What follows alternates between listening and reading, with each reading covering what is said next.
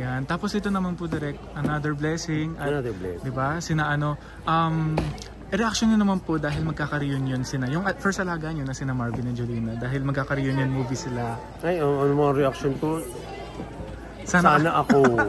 Yun na nga, sana ako yung nag-direct. Marvin, Jolina, sana ako. No, honestly, nag-pitch ako sa Star Cinema before, pre-pandemic. Ng concept to reunite them. Yun natin sinasabi na sa interview. Tapos, pinitch ko talaga yun.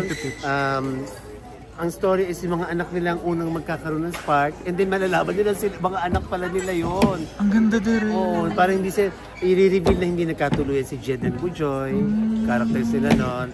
And then ngayon, magkakagulutan sila, yung mga anak nilang, pero syempre, magbabalik yung, yun. Oh my God. For some reason, it didn't work out, pero may green light na yun from Star Cinema before.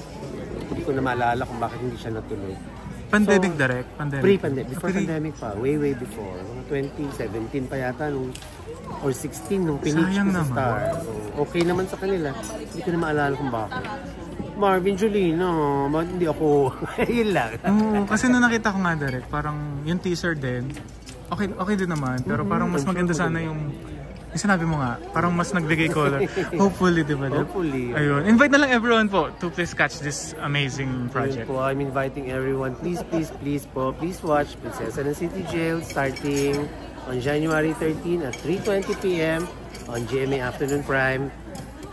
Magugustuhan niyo po, kakapitan niyo po, mamahalin niyo po si Prinsesa.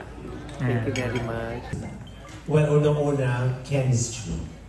Ang lakas talaga ng chemistry nila kahit hindi nagsasabi. Kahit off-cam, ang lakas ng chemistry. Hindi talaga. Tapos yung dedication nilang dalawa, parang si Marvin at Jolina nakikita ko, lalo na to, yung pagkaano ni Marvin nung araw, yung pagka-driven, yung nangangarap, yung gano'n. Naalala ko talaga si Marvin sa batang ito. Tapos yung chemistry, tapos match na match yung kanilang talento. And then yung support sa isa't isa. Mararamdaman mo if it's his scene, she will give it to him. If it's her scene, he will give it to her. Yung respeto nila sa isa't isa, yung supportahan. So hindi ka nahirapan? No, not at all. Na ilabas ko nung dapat kailangan? Hindi po. Not at all. Especially the kilig scenes. Siyempre doon sa drama,